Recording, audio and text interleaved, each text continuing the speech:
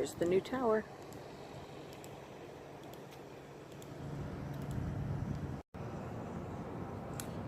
Hi, coming to you from the dig site bar at 6:30 in the morning.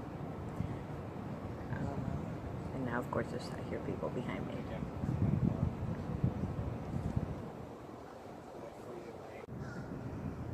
Okay, I chased him away. Okay, sorry about no makeup. It's 6:30 in the morning. I'm coming to you from the dig site bar, and I'm trying not to talk too loudly. We planned this weekend in Disney because of Rick Springfield. And the reason behind it, the story behind it, goes back to when I was 13. And the story behind it goes back to when I was 13. So I wasn't raised listening to like popular music. We listened to different things because my sisters were a lot older than I was, so I knew a lot of stuff that my friends didn't, and I definitely wasn't into pop music or rock or anything like that. So the woman who lived next door, her granddaughter was visiting from Texas for the summer, and her name was Beth, and Beth and I used to play like in the backyard. We used to do gymnastics and stuff. Shut up, I was too very limber. And so we're playing in the backyard one day, and all of a sudden Beth just gets up, goes into her yard, and starts to go into her grandmother's house. And I'm like, what are you doing? She says, General Hospital's on, and that new guy, that new pop guy, what she call him, a pop star, or what'd she call him? She said, the guy who does Jesse's Girl. I have no idea what you're talking about. So clearly I was 13 in 1981. And so I'm like, oh, you're going to go in the house and watch a soap opera with your grandmother? We were playing. So I stayed outside for a couple more minutes. I wandered into the house. And I have to give you a little background on my mother. My mother would say whatever sounded good at the time. And I think I get this from her. She'd basically just make things up. But it was always kind of funny. My mother was a lifelong soap fan. From the time I was little, I remember I would get ready. I had afternoon kindergarten, and I would get ready for kindergarten in front of a soap opera. In fact, Christopher Reeve was on that one. I can't remember the name of it right at a second. And she watched ABC soaps her whole life. Ryan's Hope, All My Children, One Life to Live, General Hospital. Every flippin' day, that woman watched all of them. I'm talking like 4 hours of soaps. And near the end of her life, when she was in the nursing home, I asked her a question about a soap opera, and she goes, well, I never really watched those. And I just looked at her and went, liar, to her face. Normally I wouldn't call her out on her stuff, but that one I was calling her out. My whole life, I grew up with you. I know perfectly well. You watch soaps your entire life. So I go in the house, my mom's on the couch, in front of General Hospital, and I said, is there a new person on General Hospital? And typical mom, the reply was, well, there's a lot of new people. And I'm like, well, it's some guy, he's supposed to be a singer in real life, and he's playing a doctor or something. She said, I don't know. And at that exact moment, full screen shot of Rick Springfield in his prime fills our television screen. And my mother goes, well, he's new. And that was it. I was a goner. I remember the first time I saw his face. So I started listening to pop music. I became a huge Rick Springfield fan. I had more Rick Springfield shirts than you could shake a stick at. I had pins all over the place. It was pretty bad. So it kind of waxed and waned over the years, but it always kind of stuck in the background. It was always like a part of the story of my life. There was one album that came out, and it wasn't Tao. It was Whichever one had Honeymoon in Beirut on it. Shoot, why can't I remember the name of this? Or maybe it was Tao. I'm sorry. I'm really old. So there was one that it like agitated me to listen to it. I think it was Tao. But I was 18 at the time that came out, and I didn't get it yet. So I'm listening to it, 15 years later, possibly 2 divorces, at least 1. And I suddenly get it. He was writing about his life and about things that had happened to him when he was in his 40s at that point. I wasn't there yet. So I didn't get, and to this day, I still feel the agitation listening to that album, but I understand it now. So I have, in 2000, my sister wanted a tattoo and came to me and said, would you ever get a tattoo? And I said, yeah. So we went, and she got a Mickey Mouse on her ankle, and I got a symbol from one of Rick's albums. I'm going to pause this for a second and show you the symbol.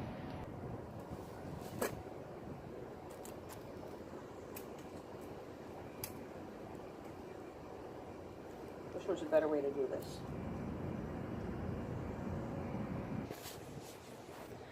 Okay, so the symbol is off of an album from 1972 called Comic Book Heroes, and in it he drew himself as kind of a cartoon character, and the lightning bolt thing, that was the symbol that was on his chest. Above that you may have seen a black tattoo, and in 2000 I got to meet him finally, and had him tattoo on, or well, had him sign my leg above the other tattoo, and I had it tattooed in. So I go to meet him, and I'm really nervous, but I have like the smart aleck in my head that talks when I don't want her to. So she's talking away in my head, and luckily it didn't come out of my mouth. He asked what my name was, and I remember distinctly the voice in my head going, who cares what my name is? You're Rick Springfield. But I managed to say my name. And he was looking at me weird because there was a pause while I waited for her to finish talking. And, hang on. So there was a pause while I waited for her to finish talking in my head. So like his eyebrows went down a little bit and he looked at me a little weird. And I said, would you sign my leg? And I put my leg out showing him the other tattoo. So he bent down, he signed my leg.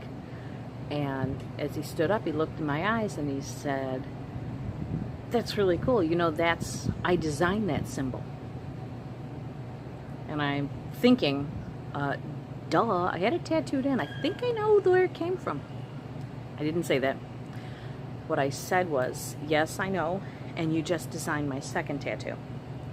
And his eyebrows shut up, which I thought was weird, even at the time, because I know people were doing this, having people's signatures tattooed into them, so I don't know why this was a shock.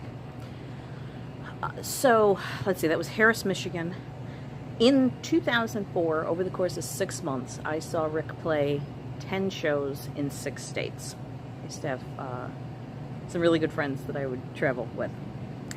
And so a few weeks later, he's in Milwaukee. And 2 weeks after that, or 1 week after that, he was going to be in Orlando at the House of Blues on May 16th, which happened to be my daughter's 16th birthday. And both my kids like Rick. And so we're in Milwaukee, and he would sign CDs and stuff after the show. There'd be a huge line. And when it got to be my turn, I showed him the new tattoo. And he had been sitting on a table. He jumped off the table, and he's looking at it, and he's like, so cool, and blah, blah, blah. And we're talking. And I said, is there any way, we're going to be in Orlando next week when you are, is there any way I could get backstage passes so my daughters can meet you? It's their 16th birthday. And he said, yeah. And he told me who to see. I knew who the guy was. So the next week we go to House of Blues, me and my kids. They were, I think, 13 and obviously just turned 16. And I let them in. It was general admission. So I was like, you guys go, get in front. You know what, I taught you, you know what to do. And I got to go meet this guy. So I'm back by the sound booth waiting to meet this guy. And he was doing stuff, and then he says, all right, I'm going to go back. Is he going to remember you? And I said, yes. I said, if he doesn't remember me, he'll remember this. And I showed him my leg. And he came back about 20 minutes later with 3 backstage passes. So the girls got to meet Rick Springfield on Steph's birthday. So that was pretty cool. So that was the last time I saw him in Florida.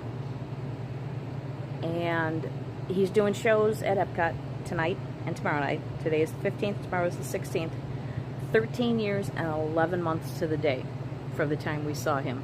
So that means Stephanie turned 16 13 years ago, 1 month, 11 months.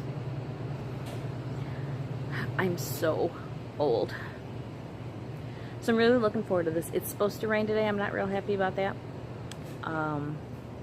But there's nothing I can do about it. Hopefully it won't get too cold too fast. That's what I'm worried about. More worried about being cold than I am about the rain. Other than the fact that if it rains too hard and there's lightning, the show may not happen. So we have the dinner package for the first show. We're going to go to Epcot this morning and get wristbands for either the second or the third show. I haven't decided yet which ones I want, and then we're just going to do standby for the remaining show. But Ethan's being a huge good sport about this. I've already told him any little snide comments or jokes I'm not going to find funny, so don't even bother. It's not stopping him, trust me. So that's it. I will see you later on, and I'll be wearing makeup. I waited my whole life for today. Mickey and Ricky converge. Perks of being an AP holder. We got Minnie Mouses. We got special seating for the 3rd Rick Springfield show tonight.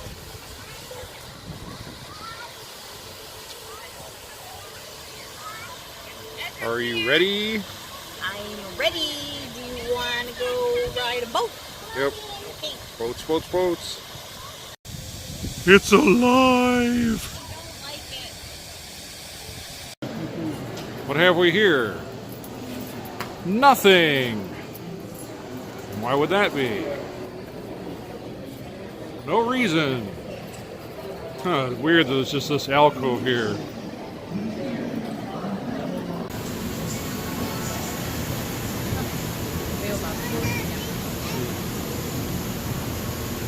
Welcome to our living laboratories. Yeah, it's like falling While off there are more than 50,000 edible plant species in the world, most of us are only familiar with the let's look at these sunflowers now. our everyday diet. The common grains grow.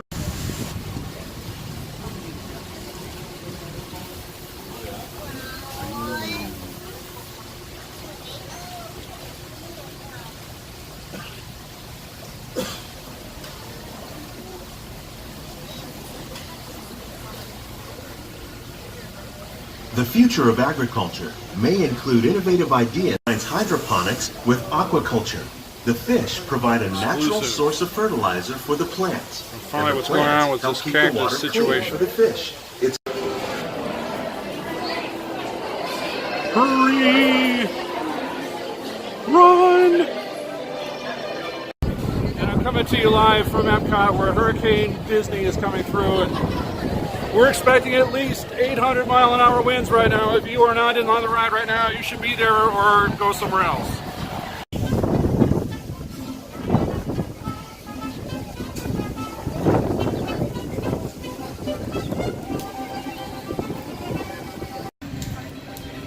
Norway actually has a booth at Flower and Garden all of a sudden. This was so not here last time we were here looking at menus.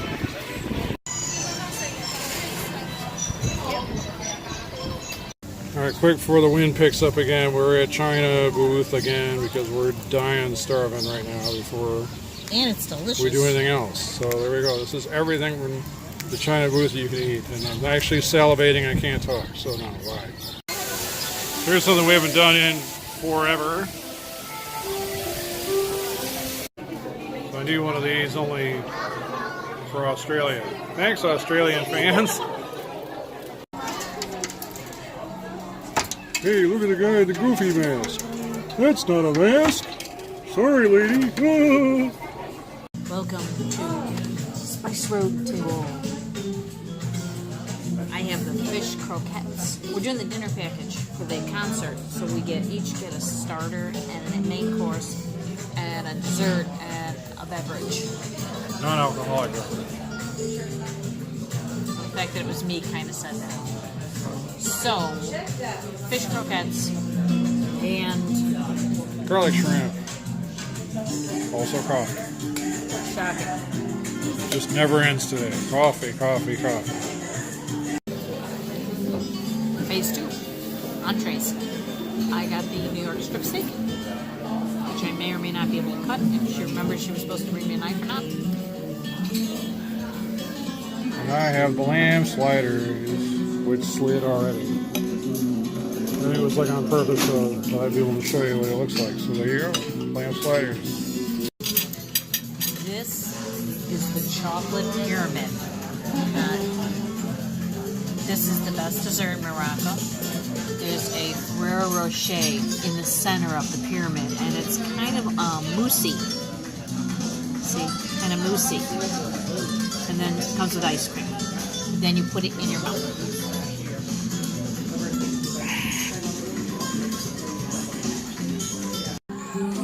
And it's another terrible dessert. We're having like the worst luck of desserts on this trip.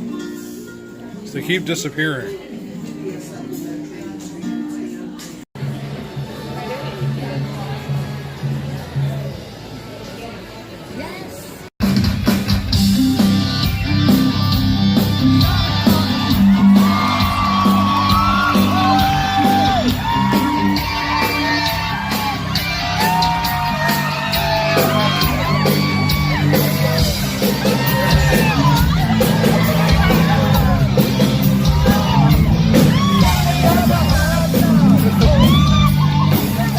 Alright, so we did front row for the first show to the dining package. But apparently being a pass holder just doesn't go very far anymore because we are just outside of the pavilion range again. Whoa! Earthquake. Take 49. Anyway. No, these are good seats. Yeah, so we're right on the aisle this time again. Dead center, so I like it. How am I supposed to be looking? Straight ahead? Here? See, it compensates. Does it really? Yeah, It doesn't look like it. Okay. Alright. well, anyway, so, but I was saying, like, between shows, as we were out the pouring rain for the second one, waiting in line, I said to this woman who was sharing her umbrella, I said, wouldn't it be something if during one of these shows I could, like, high-five Rick Springfield because she has his autograph on her calf. That would be funny, like, we sort of match in that he's somehow touched each of us somehow. Oh yeah, that's So like fist bump or high five. that's the same. He comes out during human touch, dances with her, and then high fives me, and I'm like, ah! And I'm a fool for that kind of stuff because my Rick Springfield experience was human touch back in the day, not Jesse's. I know, it's And so I like human touch. I wasn't like a big fan, but I mean, she's the Rick chick.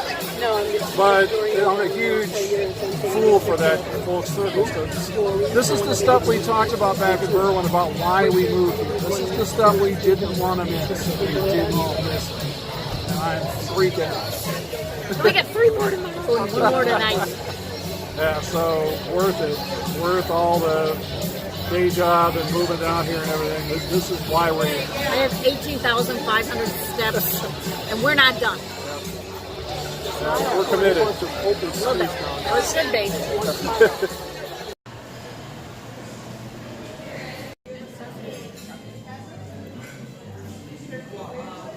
Hot. I have Earl Grey tea. And we have guacamole and chips.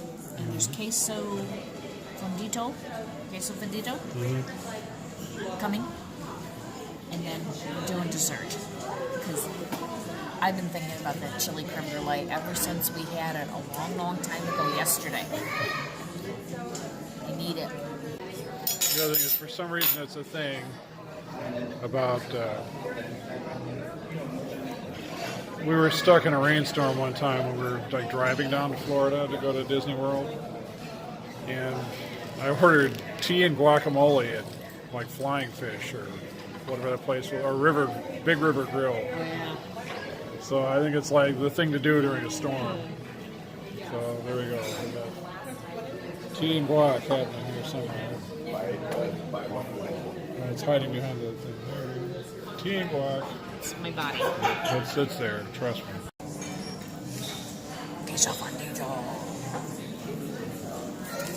It's bubbly. Tortillas.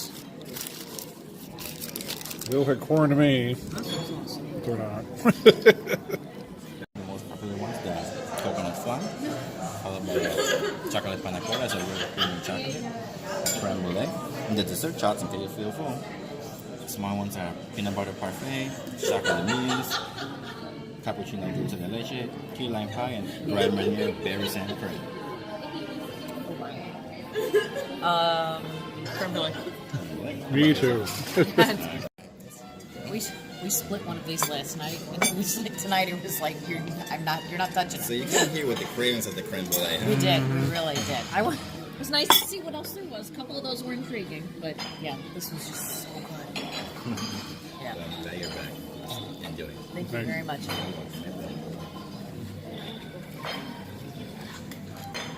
Look how delicious.